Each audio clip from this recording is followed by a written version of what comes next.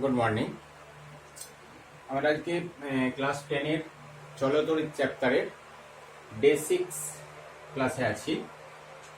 আমাদের আজকের যে আগের দিন আমরা জুলের সূত্র অর্থাৎ ডে 5-এর ক্লাসে ছিল তড়িৎ প্রবাহের তাপীয় ফল। আজকে আমরা যে টপিকসটার ওপর আলোচনা করব সেটা হচ্ছে এরপরেই বইতে তোমাদের সিলেবাসে এটা যে তড়িৎ ক্ষমতা, কিলোওয়াট ঘন্টা এবং বিওটি এর ধারণা। প্রথমে আমরা এই বিওটিটা দিয়ে শুরু করব। বিওটি এর ফুল ফর্ম হচ্ছে board of trade. Board of trade অর্থাৎ আমাদের যে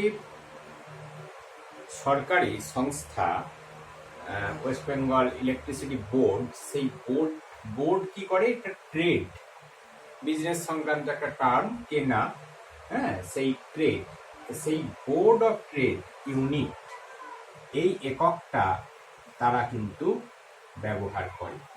বোর্ড অফ ট্রেড একক, বিওটি একক কি না, যখন তারা আমাদেরকে ইলেকট্রিক বিক্রি করছে, আমাদের যে সারা মাসে বা ত্রৈমাসিক যে মিটারে সারা বাড়িতে বিদ্যুৎ খরচ হয়, সেই বিদ্যুতের খরচের হিসাবটা রাখছে মিটার। সেই মিটার বক্সটাতে যে ইউনিট, অর্থাৎ এটাকেই বলা হচ্ছে এক ইউনিট, বিওটি বা এক ইউনিট। সেই এক ইউনিট তাকেই বলছে এক বিওটি। এবারে যত ইউনিট খরচ হবে তত ইউনিট ইনটু এক ইউনিটের যে দাম, সেই অনুসারে আমরা সেখানে বিলটা পে করব। ঠিক আছে। এখন এই যে এক ইউনিট বা বিওটি, এক বিওটি, সেটা ইকুয়াল টু কত না এক কিলোওয়াট ঘন্টা। এটাই হচ্ছে এক কিলোওয়াট ঘন্টা, আওয়ার, এক কিলোওয়াট ঘন্টা। এখন এক কিলোওয়াট ঘন্টা মানে বুঝতে পারছি এটা কোন রাশির একক, এটা কোন রাশির একক, দেখো একটু বুঝতে হবে। আমরা জানতাম যে ওয়াট, ওয়াট হচ্ছে ক্ষমতার একক, ওয়াট ক্ষমতার একক, জুল পার সেকেন্ড তাকে বলে ওয়াট, এসআই একক। এরপরে ওয়াট ঘন্টা, ওয়াটের সঙ্গে যদি আমরা ঘন্টা গুণ করি, আওয়ার গুণ করি, তাহলে কিসের একক হয়ে যায় বলতো? কারণ ক্ষমতা হচ্ছে, ক্ষমতা সমান আমরা কি জানি, ক্ষমতা সমান শক্তি বাই সময় বা কার্য বাই সময়। কার্য করার হারকে ক্ষমতা বলে, শক্তি বাই সময়। তাহলে শক্তি সমান ক্ষমতা গুণিত সময়, তাহলে ক্ষমতার একক গুণিত সময়ের একক, সেটা সমান কি হয়ে যাবে? শক্তির একক, শক্তির একক। তাহলে অতএব ওয়াট আওয়ার হচ্ছে শক্তির একক, তার মানে কিলোওয়াট আওয়ার সেটাও শক্তির একক, কিলোওয়াট ঘন্টা তাহলে হচ্ছে শক্তির একক। তাহলে এটাকে ওই জন্য বলা হয় যে এটা কোন শক্তির একক, এটা হচ্ছে ব্যয়িত তড়িৎ শক্তির, ব্যয়িত তড়িৎ শক্তির ব্যবহারিক একক। এটা কোনো পদ্ধতিগত নয়, এটা একটা ব্যবহারিক একক। এটা কারা ব্যবহার করেন? Electricity board. এবং এই এক কিলোওয়াট ঘন্টাকেই বলা হচ্ছে এক ইউনিট তড়িৎ শক্তি বা এক বিওটি তড়িৎ শক্তি। অর্থাৎ এক কিলোওয়াট আওয়ার, এক ইউনিট বা এক বিওটি এর ডেফিনেশনটা কি হবে, এর সংজ্ঞাটা দেখবে বইতে, যে এইখানটা থেকে আমি সংজ্ঞাটা বার করতে পারবো যে এক কিলোওয়াট ক্ষমতা, এক কিলোওয়াটটা হচ্ছে ক্ষমতা সম্পন্ন কোনো বৈদ্যুতিক যন্ত্র যদি 1 ঘন্টা কাজ করে, তবে যে তড়িৎ শক্তি খরচ হয় তার পরিমাণই হচ্ছে 1 কিলোওয়াট ঘন্টা বা এক বিওটি বা এক ইউনিট। 1 কিলোওয়াট ক্ষমতা সম্পন্ন, এটা ক্ষমতা গুণিত 1 ঘন্টা যদি কাজ করে। আমরা দেখবে প্রত্যেক বৈদ্যুতিক যন্ত্রই কত ওয়াট তার গায়ে লেখা আছে। একটা বাল্বের গায়ে সেটা 9 ওয়াট না 12 ওয়াট না 40 ওয়াট না 100 ওয়াট সেটা লেখা থাকে। তেমনি বিভিন্ন ফ্যান, আমরা যে বিভিন্ন বৈদ্যুতিক মোটর বলো, মিক্সি মেশিন, দেখবে গায়ে লেখা আছে 500 ওয়াট, ইলেকট্রিক ইস্ত্রি সেখানে 250 ওয়াট 300 ওয়াট লেখা আছে। বিভিন্ন বৈদ্যুতিক যন্ত্রের ওয়াটটা আমরা জানি। এবারে তাকে কতক্ষণ চালাচ্ছ তুমি, 1 ঘন্টা চালালে তবে 1 ওয়াট, 1 কিলোওয়াট ঘন্টা। যদি সেটা 1000 ওয়াট, 1 কিলোওয়াট মানে 1000 ওয়াট, বুঝতেই পারছি। যেমন মিটার থেকে কিলোমিটার যেতে গেলে, ওয়াট থেকে কিলোওয়াট যেতে গেলে 1000 দিয়ে ভাগ করতে হবে, তেমনি কিলোওয়াট থেকে ওয়াটে আসতে গেলে 1000 দিয়ে গুণ করতে হবে। ব্যাপারটা হচ্ছে এটা। তাহলে আমরা যে পড়ছিলাম যে এটা তাহলে কিলোওয়াট ঘন্টাতে কিন্তু শক্তির একক। তাহলে তড়িৎ ক্ষমতা এবং তড়িৎ শক্তি এদের মধ্যে আমরা একটা রিলেশন পাবো, যে তড়িৎ ক্ষমতা সেটা কি হবে না, আমরা জানি ক্ষমতা সমান, এখানে পেয়েছি, তাহলে ক্ষমতা ইকুয়াল টু তড়িৎ ক্ষমতা সমান তড়িৎ শক্তি বাই সময়, P equal to W by T. ঠিক আছে, P equal to W by T. এবারে আমরা কি জানি না, V equal two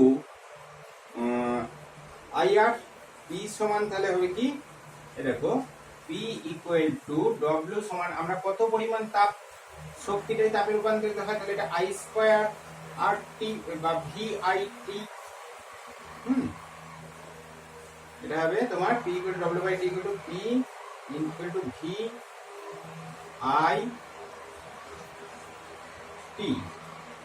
by T। ঠিক আছে, তাহলে টি কেটে গেল, জুল সমান volt into ampere, watt equal to watt এর একক জুল, জুল সমান ভোল্ট ইনটু অ্যাম্পিয়ার। এখান থেকে আমরা P equal to VT, W equal to VI। হ্যাঁ, P ইকুয়াল টু তাহলে হলো আমার VI।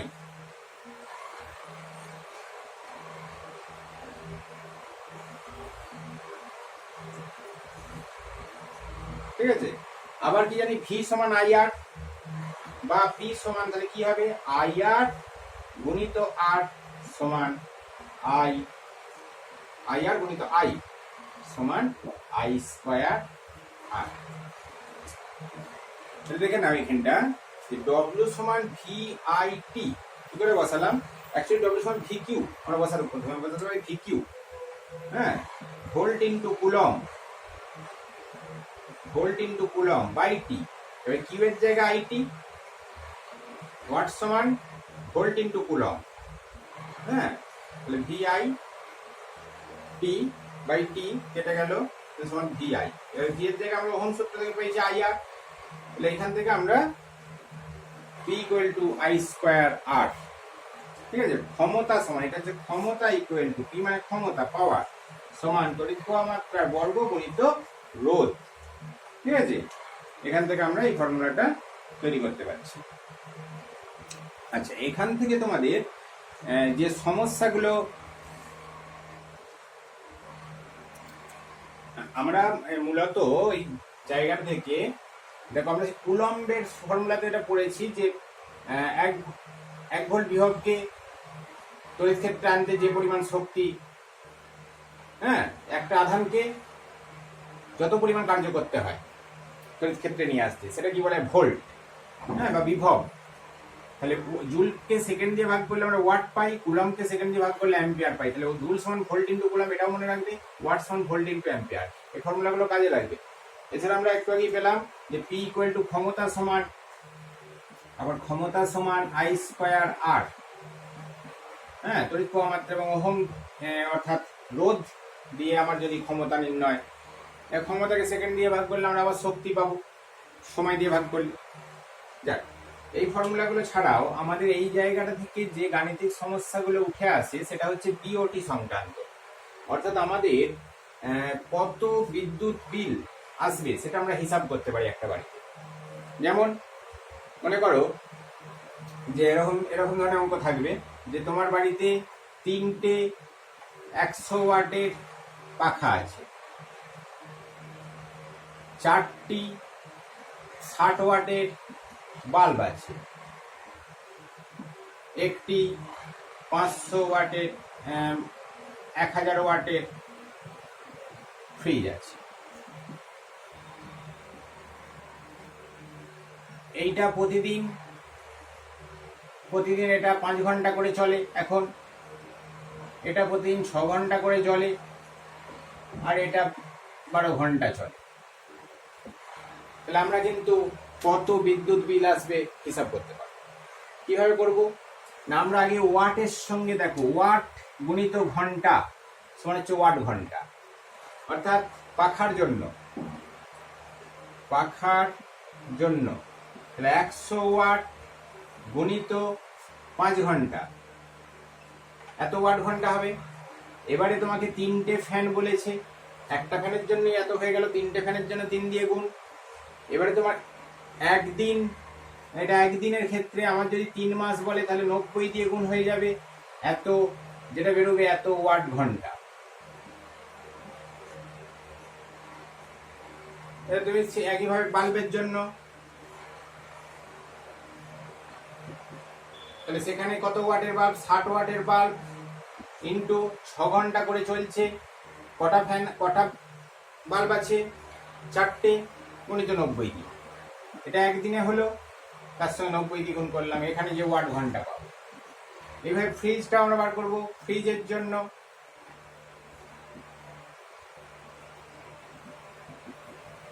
সেটা 1000 ওয়াট গুণিত 12 ঘন্টা চলছে, একটাই ফ্রিজ আছে, গুণিত 90 দিন। তাহলে আমরা 90 দিনে মোট কত ওয়াট ঘন্টা 3টে যোগ করতে পারবো। যোগ করার পরে এইটা বেরোবে আমার কিন্তু ওয়াট ঘন্টা, ওয়াট ঘন্টা থেকে কিলোওয়াট ঘন্টা যেতে হবে, কিলোওয়াট ঘন্টা যেতে গেলে 1000 দিয়ে ভাগ করতে হবে, ওয়াট ঘন্টা থেকে কিলোওয়াট ঘন্টা, এবং যেটা 1000 দিয়ে ভাগ করা হবে ওইটাই হবে অত ইউনিট, এত ইউনিট কারেন্ট পুড়েছে, তড়িৎ শক্তি খরচ হয়েছে। যত ইউনিট পুড়লো আমরা 1 ইউনিটের দাম যদি বলে দেওয়া থাকে, যে এরপর অঙ্কটা বলে দিল যে 1 ইউনিটের দাম 6 টাকা 50 পয়সা, তাহলে তোমার 3 মাসে কত বিল দিতে হবে, তাহলে 1 ইউনিটের জন্য খরচ, আর যত ইউনিট বলা বেরিয়ে আসবে তত ইউনিটের জন্য কত খরচ হয় গুণ করে দেবো, অতএব এত টাকা আমার বিদ্যুৎ বিল হিসাবে খরচ হবে। এইভাবে আমরা এই অঙ্কগুলোকে করতে পারবো। তাহলে বুঝতেই পারছো যে আমাদের এরপরে যেটা রয়েছে বৈদ্যুতিক বাতির গুণমান মূল্যায়নকরণ। আমরা যে কোনো বৈদ্যুতিক যন্ত্রপাতি কেনার সময়, বা যেটাকে বলা হয় বৈদ্যুতিক রেটিং, যে কোনো ইলেকট্রিক অ্যাপ্লায়েন্সেস কেনার সময় আমাদেরকে খেয়াল করতে হবে যে সেটার যেন ওয়াটটা কম হয়। একটা মজার জিনিস এটা তোমরা জানবে যে আমাদের এই যে বলছিলাম যে 6.5 টাকা, বিভিন্ন সবার কিন্তু এটা কিন্তু সমান নয়, 1 ইউনিটের দাম, তড়িৎ শক্তির 1 ইউনিটের দাম 6 টাকা 50 পয়সা, এটা কিন্তু সব জায়গায় ঠিক না। কারো ক্ষেত্রে এটা 5 টাকা হতে পারে, কারো ক্ষেত্রে এটা 10 টাকা হতে পারে, আবার কারো ক্ষেত্রে আরো বেশি হতে পারে। কিভাবে হয় এটা হিসাব? 1 নম্বর হচ্ছে যেমন ডোমেস্টিক লাইন এবং কমার্শিয়াল লাইন, অর্থাৎ তুমি যদি ব্যবসায়িক ক্ষেত্রে ব্যবহার করো তোমার সেক্ষেত্রে দাম বেশি পড়বে, ঠিক আছে। আবার কেউ যদি বাড়িতে আলো জ্বালার জন্য ব্যবহার করে তার ক্ষেত্রে এটা বেশি পড়বে, এই কম পড়বে। আবার দেখো কেস কি হয়, মনে করো যে কোনো জিনিস আমরা বেশি কিনলে কি পাই, কম দামে পাই, কিন্তু তড়িৎ শক্তির ক্ষেত্রে, বিদ্যুতের ক্ষেত্রে কিন্তু উল্টো, তুমি যত বেশি খরচ করবে তত তোমার ইউনিট প্রতি দাম কিন্তু বেশি নেওয়া হবে। কেন না আমাদের উচিত, সবাই উচিত কি বিদ্যুৎকে সাশ্রয় করা। আমরা বিদ্যুতের মূল উৎস জানি তাপ বিদ্যুৎ, কয়লা, কয়লা পৃথিবীতে নির্দিষ্ট পরিমাণ আছে, অর্থাৎ কয়লা কিন্তু ফুরিয়ে গেলে সেক্ষেত্রে কিন্তু আমাদের ভবিষ্যৎ প্রজন্ম অসুবিধার সম্মুখীন হবে। তার জন্যই আমাদেরকে তড়িৎ শক্তি যতটা পারা যায় কম করে খরচ করতে সরকার অনুরোধ করছে, এবং অনুরোধ না করলে তোমাকে অনুরোধ জন্য আসুন, তার জন্য এই ব্যবস্থা করা হয়েছে যে যত তুমি বেশি ইউনিট বিদ্যুৎ শক্তি খরচ করবে, যত এটা বাড়াবে তত দামও কিন্তু তোমার থেকে বেশি নেওয়া হবে ইউনিট প্রতি। তাহলে আমরা স্বাভাবিকভাবেই চেষ্টা করব কম খরচ করতে, এবং সেই কারণে আমরা যে কোনো বৈদ্যুতিক যন্ত্র কেনার সময় আমাদেরকে খেয়াল রাখতে হবে যে সেটা ওয়াট, বৈদ্যুতিক যন্ত্র ব্যবহার বা কেনা সেটা কত ওয়াটের, যত ওয়াট বেশি হবে তত কিন্তু সেটা দিয়ে বিদ্যুৎ শক্তি খরচ বেশি হবে। এটাই আমাদের সরল হিসাব, যে যত তড়িৎ ক্ষমতাটা তার বেশি হবে 1 সেকেন্ডে টাইমে বা ঘন্টায়, সেটা দিয়ে বিদ্যুৎ শক্তি খরচ বেশি হবে। ঠিক আছে। এবং এটা এখন স্টার মার্ক দিয়ে গভর্নমেন্ট থেকে এটা ঠিক করা হয় যে তোমার যদি খুব যেগুলো যে সমস্ত fridge 5 star 2 star 3 star, 5 star মানে সেখানে খুব কম বিদ্যুৎ শক্তি খরচ হয়, তবে সেটা ক্ষেত্রে আমরা ব্যবহার করলে কম বিদ্যুৎ শক্তি খরচ হবে। ঠিক আছে। এছাড়া আমাদের তোমার যে জিনিসটা রয়েছে বাল্ব, আমরা যে আগেকার দিনে তোমরা দেখে থাকবে বাল্ব, এখন আমরা যেগুলো ব্যবহার করি সেগুলো হচ্ছে এলইডি বাল্ব। তার আগে দেখবে ব্যবহার করতাম সিএফএল বাল্ব, এবং তার আগে যে ল্যাম্পটা ব্যবহার করতাম সেটার নাম ছিল ভাস্বর ল্যাম্প বা ফিউশন ল্যাম্প, ভাস্বর ল্যাম্প। এই 3 ধরনের বাল্ব আমরা ব্যবহার করি। তাই এর মধ্যে আমরা কেন এলইডি তে এলাম?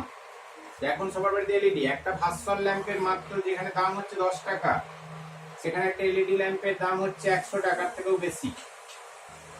এর দাম 75 টাকা 70 টাকা মতন। তাহলে দেখো এত টাকা দাম হওয়া সত্ত্বেও কেন আমরা ব্যবহার করছি না? এটা বিদ্যুৎ শক্তির খরচ কম হয়।